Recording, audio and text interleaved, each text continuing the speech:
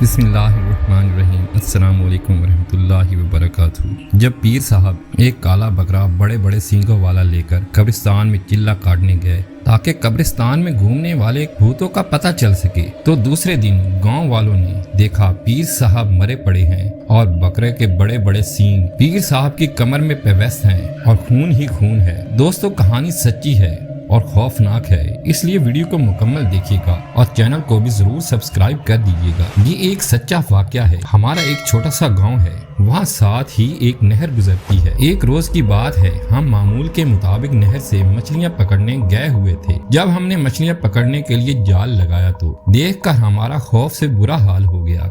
एक लड़की की लाश मिली जो कि दुल्हन के लिबास में थी। उसने सोने के जेवरात पहन रखे थे। जब लाश को अपने गाँव में ले गए तो आसपास के इलाकों में मनादी कराई गई ताकि मरने वाली दुल्हन का कोई पता चल सके, लेकिन 3 रोज गुजरने के बाद भी लाश के वारसों का कोई पता न चल सका। तो गांव वालों ने ये फैसला किया कि लाश को अपने ही कब्रिस्तान में दफनाया जाए और साथ जेवरात को भी दफनाया जाए। तो फिर ऐसा ही किया गया। लाश को जेवरात समेत दफना दिया गया।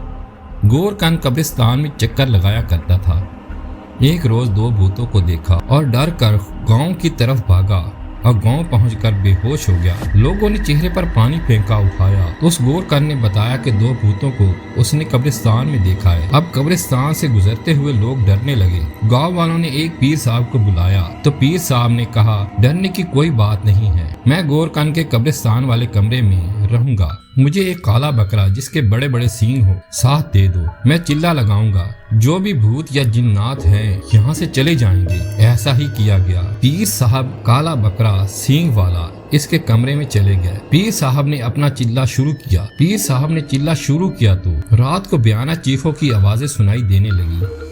गांव वालों ने डर के मारे अपने दरवाजे बंद कर लिए। सुबह निहार मुंह गांव वाले कब्रिस्तान की तरफ गए कि पीर साहब से पूछते हैं कि भूत काबू में आए कि नहीं। जब गांव वालों ने कमरा खोला तो पीर साहब की कमरे में बकरे के सींग घुसे हुए थे और मुंह से खून निकल रहा था। पीर और बकरा दोनों मरे पड़े थे। गाँव वालों का खौफ के मारे बुरा हाल हो गया और वहाँ के लोगों में बहुत ज्यादा खौफ फैल गया था। पुलिस में रिपोर्ट कराई गई और 2 दिन बाद एक आदमी गांव में भागा भागा आया। डरा हुआ सहमा हुआ पुलिस ने पकड़ा तो तफ्तीश की तो उसने बताया कब्रिस्तान में भूत नहीं थे, मैं और मेरा दोस्त थे।